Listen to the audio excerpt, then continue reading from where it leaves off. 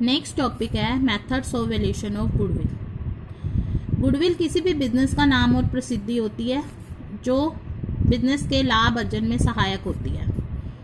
Goodwill का valuation करने की ज़रूरत तब होती है जब हम कोई बिजनेस टेक ओवर करते हैं या साझेदारों का लाभ हानि विभाजन परिवर्तन हो गया हो, या कोई साझेदार प्रवेश कर रहा हो, या कोई साझेदार अवकाश ग्रहण कर रहा हो, या किसी साझेदार की मृत्यु हो गई हो। तो ऐसे कुछ केसेस होते हैं जब हमें इसको वैल्यूएशन करने की ज़रूरत पड़ती है। तो इसके मूल्यांकन की पहली विधि है एवरेज प्रॉफिट मेथड, औसत लाभ विधि। जैसा कि इसके नाम से पता चल रहा है औसत लाभ इसका बेस है। तो इसमें गुडविल निकालने का फॉर्मूला होगा average profit into number of years purchased. Average profit बताने से पहले मैं आपको नंबर ऑफ ईयर परचेज का मतलब बता देती हूँ।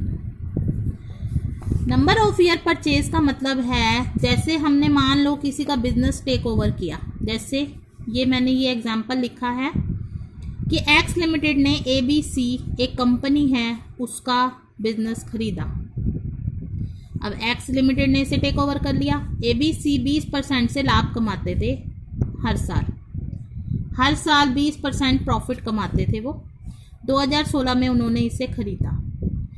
अब जब ये नया ओनरशिप चेंज हो जाएगा तो नेचुरल है वो प्रॉफिट मेंटेन करना इनके लिए एक टारगेट हो जाएगा। मान लो वो टारगेट वो 4 साल में पूरा करते हैं, तो 4 साल इनको लगे इस प्रॉफिट को मेंटेन करने के लिए। तो ये नंबर ऑफ ईयर परचेज्ड है। नंबर ऑफ ईयर परचेज का मतलब होता है कि नई फर्म ये आशा करती है कि सेम अमाउंट लाभ का कमाने का, जो पिछले प्रयासों की वजह से जो भी वो कमा रहे थे वो लाभ कमाने में उसे कितना टाइम लगेगा, कितने साल लगेंगे, वो है नंबर ऑफ ईयर्स परचेज्ड। इसका कोई पूछा जा सकता है कि नंबर ऑफ ईयर परचेज का क्या मतलब है। तो आप इसमें ये बताएंगे जब कोई कंपनी दूसरी कंपनी को टेक ओवर कर लेती है, यानी कि अपने अधिकार में ले लेती है, उसके आगे ये टारगेट होता है कि उस कंपनी का जो प्रॉफिट कमाया जा रहा है उसको मेंटेन करना। तो वो कितने साल उसको मेंटेन करने के लिए लेगी, वो नंबर ऑफ ईयर परचेज कहलाएगा। ठीक है, तो जब भी गुडविल निकालते हैं नंबर ऑफ ईयर परचेज को यूज करते हैं, आपको क्वेश्चन में दिया होगा। अब आई बात एवरेज प्रॉफिट, औसत लाभ। आपने 9th में मीन, माध्य ये पढ़ा होगा, औसत पढ़ा होगा। औसत लाभ क्या होता है? Total profit number of years. मान लो 4 साल में प्रॉफिट कराए तो नंबर ऑफ ईयर 4। अब जैसे टोटल प्रॉफिट है 40,000, नंबर ऑफ ईयर, इसमें अगर मान लो किसी साल लॉस होता है वो घटा देते हैं। जैसे 4 साल का प्रॉफिट ऐड करते हैं, उसको 4 से भाग करते हैं। मान लो किसी साल लॉस आया तो वो लॉस घटेगा, लेकिन भाग 4 से ही करेंगे। Total profit 40,000, number of years 4, number of year purchase मान लो 2 दे रखा है। पहले एवरेज प्रॉफिट निकालेंगे, 10,000 आ गया। गुडविल कैसे निकालेंगे? जो एवरेज प्रॉफिट आएगा उसको नंबर ऑफ ईयर परचेज से मल्टीप्लाई करना है। तो इस तरह से ये गुडविल आ गई। इसमें कुछ एडजस्टमेंट करनी होती है आपको। जो प्रॉफिट होता है वो नॉर्मल कोर्स ऑफ बिजनेस का लेना होता है, मतलब जो हम नॉर्मली कमाते हैं। अब जब आप प्रॉफिट एंड लॉस अकाउंट बनाते हैं उसमें कई तरह के लॉस और प्रॉफिट ऐसे दिए होते हैं जो आपके नॉर्मल बिजनेस पर कोई इफेक्ट नहीं करते। वो कभी कभी होने वाले नेचर के होते हैं, तो उनको एडजस्ट किया जाता है इसमें। तो आपने ये जो टेबल है ये अगर याद कर लेंगे तो आपको दिक्कत नहीं आएगी। प्रॉफिट ये जरूरी नहीं है 1 साल में करना है आपको, वो आपको जब आएगा क्वेश्चन के अकॉर्डिंग आपको समझाया जाएगा। फिलहाल आपने ये पूरा टेबल याद करना है। कोई भी अब नॉर्मल लॉस है, असामान्य हानि जो बिजनेस कोर्स में नहीं होती है, जैसे कि मान लो आग लग गई, चोरी हो गई, वो नॉर्मली तो नहीं होती, कभी कभी होती है।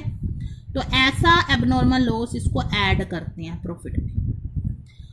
अगर एबनॉर्मल प्रॉफिट है, असामान्य लाभ है, मान लो आपने कोई लैंड बेची, उससे आपको प्रॉफिट हो गया, गेन हो गया, तो वो आपका एबनॉर्मल प्रॉफिट कहलाएगा, क्योंकि वो नॉर्मली आप ऐसा काम नहीं करते हैं, कभी कभी होने वाले नेचर का है, उसको लेस करेंगे। इनकम फ्रॉम इन्वेस्टमेंट, आपने बिजनेस के बाहर कहीं पैसा लगाया हुआ है, शेयर मार्केट में पैसा लगाया, वहाँ से कोई इनकम होती है तो वो घटाया जाएगा। या आपने कोई कहीं और म्यूचुअल फंड वगैरह में लगा रखे हैं तो वहाँ से जो इनकम होती है वो माइनस की जाएगी। फ्यूचर में, क्योंकि मैंने आपको ये बताया कि जब कोई बिजनेस टेक ओवर कर लेते हैं हम तब गुडविल इवैल्यूएशन करते हैं, तो प्रॉफिट भी तभी देखेंगे। मान लो कोई ऐसा एक्सपेंस है जो फ्यूचर में होने वाला है, क्योंकि अभी हम बिजनेस लिया है और हमें समझ आ गया कि ये फ्यूचर में हमें ये एक्सपेंस होने वाला है, वो घटा देंगे। फॉर एग्जांपल, मान लो एक्स लिमिटेड ने ABC का बिजनेस टेक ओवर किया, उन्होंने मैनेजर नहीं रखा हुआ था, लेकिन अब आपको महसूस हो रहा है कि मैनेजर रखना पड़ेगा, तो उसको सैलरी देनी पड़ेगी आपको, वो आपका खर्चा है, तो वो माइनस करोगे।